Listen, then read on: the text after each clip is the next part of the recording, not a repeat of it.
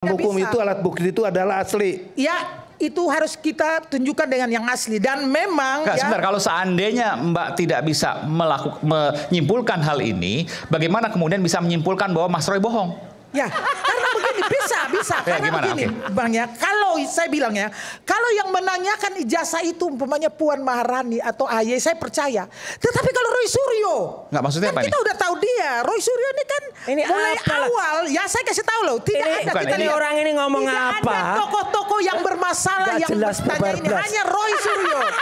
Karena Ini maksudnya rekam jejak, track record. ya, track recordnya dia. Kalau orang mencari kebenaran, kan dia harus tahu dirinya benar dulu, baru dia cari tahu kebenaran. Sedangkan dirinya aja ndak benar, bagaimana dia mau cari tahu ijazah Maksudnya benar? rekam jejak gimana nih maksudnya? Gimana? Ya saat dia menjadi menteri kan, ya bawa pulang panci pak. Ngawur ini. Bohong ini. Bohong. Tahu saya. Bohong. Bohong kamu. Bohong besar kamu. Panci di perumahan menteri. Orang nggak ngerti putusan pengadilan kayak gini nih. Ngerti. Udah deh. Kacau orang ini. Ngerti. Kacau dari mana? Kacau. Saya tahu lu Udah. hanya mencari panggung panjang Mana? dengan ijazah Kamu itu cari panggung. Padahal. Udah deh, buka baju aja deh. Sesuai janjinya aja deh. Oke, Sesuai kalau janjinya seandainya aja. gini, oke katakanlah Mas Roy rekam Orang jejak. ini dikenal di Bentar, Indonesia bentar. Oke. sebagai orang yang janji mau dia buka dikasih- baju. Itu aja udah. Mas Roy. Jangan kamu bilang Kreditasinya Mas Roy. itu aja Bentar, udah. bentar. lebih baik buka. Oke. Kita lanjutkan. Tetap kritis silakan, tapi tetap menggunakan keadaban. Silakan, Mbak Diana. Ini judulnya rakyat bersuara, bukan pembohong bersuara. Jadi saya sebagai rakyat, saya harus menggunakan suara saya. Tadi Roy katakan bahwa UGM tidak bersalah.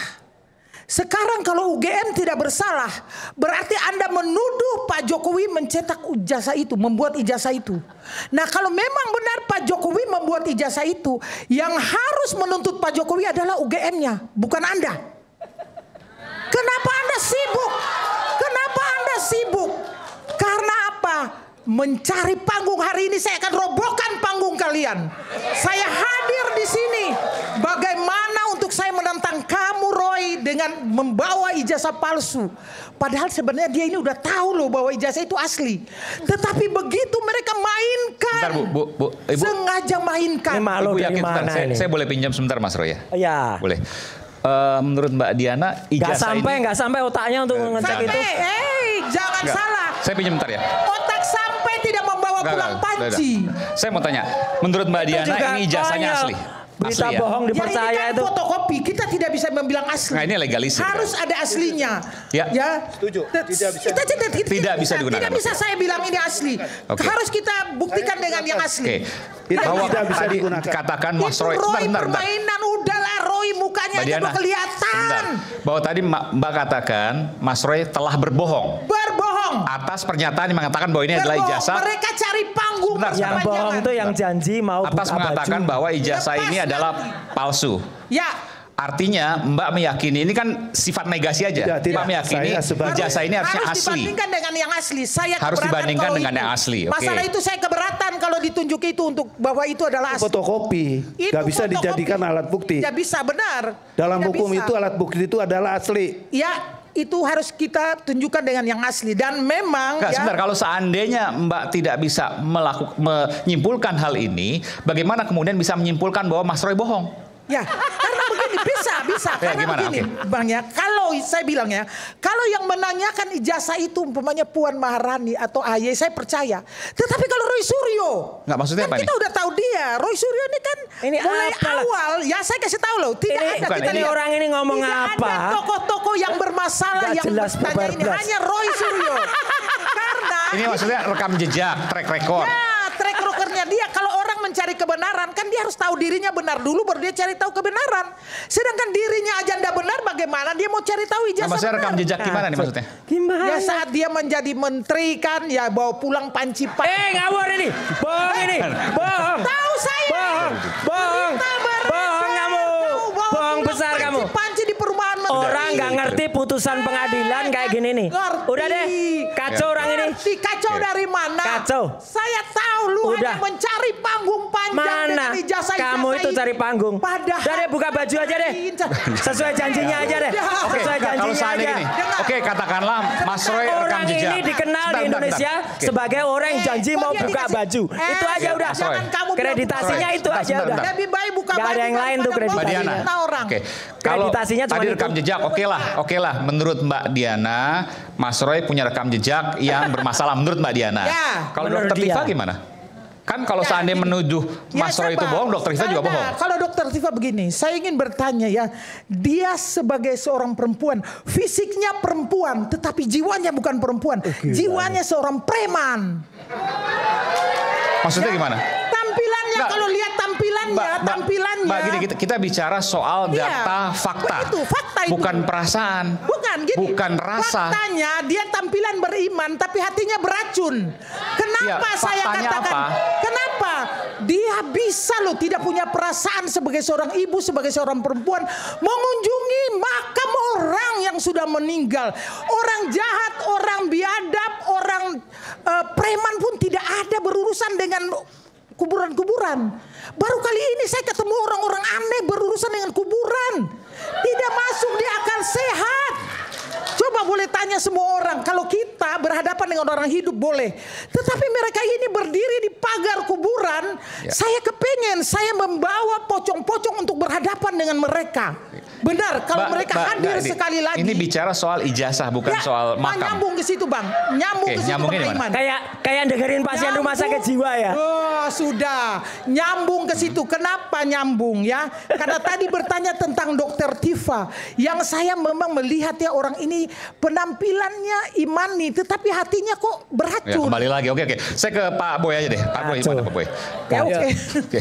Begini, Bung Aiman. Ya. Ini Kalau saya kata heran kalau juga kata ini orang tua kita kayak putrane sopo. Tadi enggak.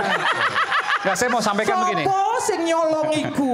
Sebentar. Tadi katakan, karena yang baru adalah Mas Roy, ini sedang disidik kasusnya, Dokter Tifa juga. Tapi ketika mendapatkan, ini pertanyaan saya yang paling mendasar ya, kita mendapatkan legalisir, fotokopi legalisir dari KPU DKI Jakarta dan KPU Pusat, justru malah menyatakan ijazah 99,9% palsu.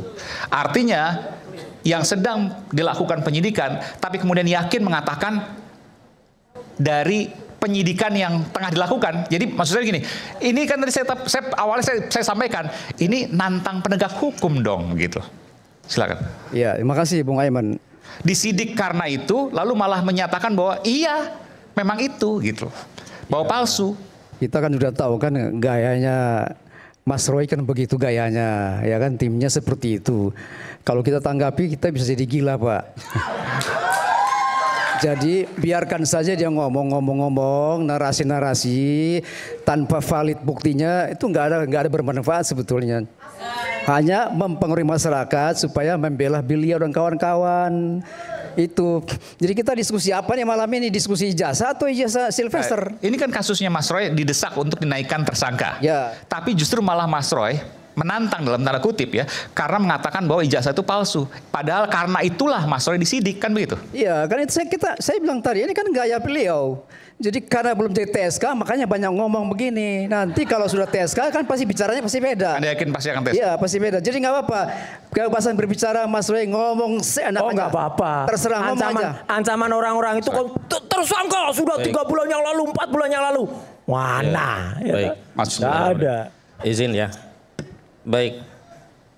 Saya kira kita berangkat dari satu fakta yang memang baru ditemukan hari ini tentang ijazah yang berasal dari otoritas resmi. Bang Husin juga sama, menyatakan bahwa ijazah ini 99,9% Oh tidak, palsu. karena saya kan kuasa hukum. Saya mendampingi Pak Roy. Oke. Dan saya kemudian mendapatkan kesimpulan bahwa apa yang disampaikan oleh klien saya itu mendapatkan korelasi terhadap bukti yang baru saja ditemukan, yakni dari KPU. Ya artinya KPUD. maksudnya sebagai penasihat hukum itu ketika Mas Roy mengatakan seperti itu pasti akan mendukung kan? Sebenarnya kan ini bukan kesimpulan baru. Kesimpulan itu kan sudah lama. Pak Roy menyebut 99,9%, sementara Dr. Ismon Sianipar menyimpulkan 11.000 triliun persen ijazah saudara Joko Widodo palsu. Seingat saya dulu skripsinya, ijazahnya baru setelah mendapatkan legalisir. Sebelumnya ijazah, begitu. Oke, Nah, silakan. hanya saja dulu kami ya, tim kuasa hukum juga berpraduga, jangan-jangan objek yang diteliti oleh Pak Roy dengan Pak Risman itu berbeda.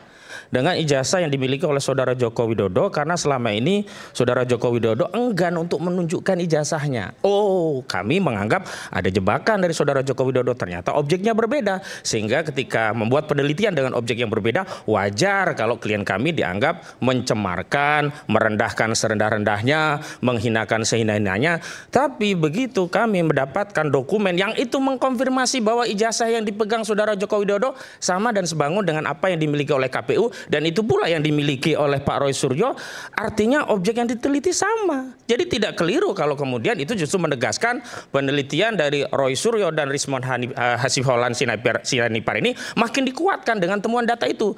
Apa sih yang menjadi penyebab dulu masih ada keraguan tentang penelitian itu?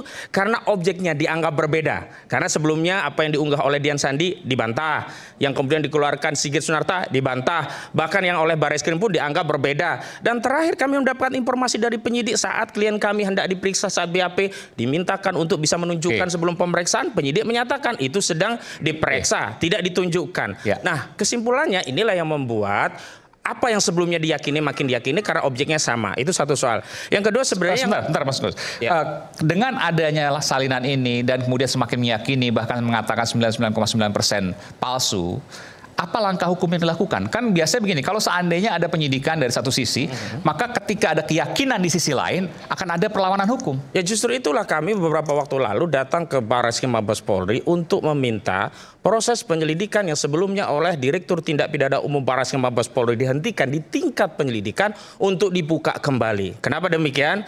Karena kalau penghentian penyelidikan itu tidak memerlukan proses baru untuk digugat misalkan, berbeda dengan penghentian penyidikan SP3 itu baru bisa ditindaklanjuti kalau ada proses pra peradilan.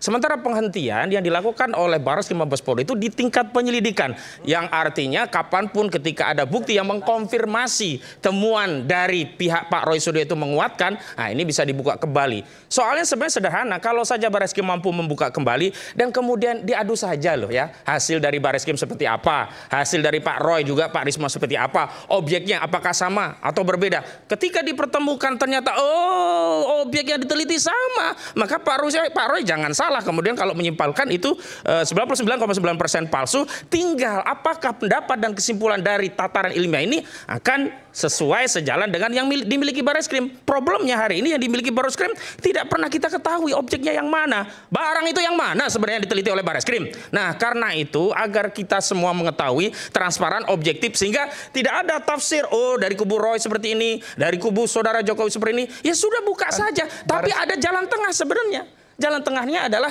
subjektivitas saudara Joko Widodo. Kalau benar saudara Joko Widodo ingin melerai anak bangsa, tunjukkan dan persilahkan untuk diteliti. Sebagaimana apa yang disampaikan oleh Prof. Komarudin Hidayat. Beliau menyampaikan kalau itu asli, silahkan diteliti, silahkan semua diuji, lalu selesai. Tidak perlu lagi ada termol dan seterusnya. Ini kan membelah anak bangsa begitu loh. Iya, tapi saya justru mau masuk ke objek yang pertama. Kita kan hari ini sedang diskusi soal orang yang sudah berstatus terpidana. Setelah segmen ini kita akan bicara, tapi saya ingin tuntaskan dulu soal ini. Oh iya, silakan ya. Soal Mabes Polri misalnya yang mengatakan bahwa identik. Kan Anda bisa melakukan misalnya perlawanan hukum dan lain sebagainya, atau menanyakan setidaknya apa yang dimaksud dengan identik, padahal Anda punya pendapat yang berbeda. Perlawanan itu sudah kami lakukan dengan permohonan untuk mengadakan gelar perkara khusus berdasarkan peraturan Kapolri itu sendiri. Mulanya itu tidak disetujui, tetapi ketika publik, rakyat ikut mendukung kami, akhirnya terlaksanalah proses yang dimaksud dengan gelar perkara khusus. Sayangnya proses formalitas di gelar perkara khusus itu hanyalah repetisi apa yang dilakukan oleh Barreskrim Mabes Polri saat menghentikan kasus. Yakni apa? Hanya penjelasan yang sifatnya retoris tanpa didukung dengan data dan fakta yang bisa diakses oleh para pihak, dan kemudian para pihak menjadi yakin puas, oh benar objeknya berbeda dengan punya kami, sehingga wajar dong kalau kami keliru menyatakan ini 99,9% palsu. Tapi saat itu tidak pernah dibuka juga. Ini barang kok diumpetin gitu loh, yang ditanyakan rakyat gitu loh.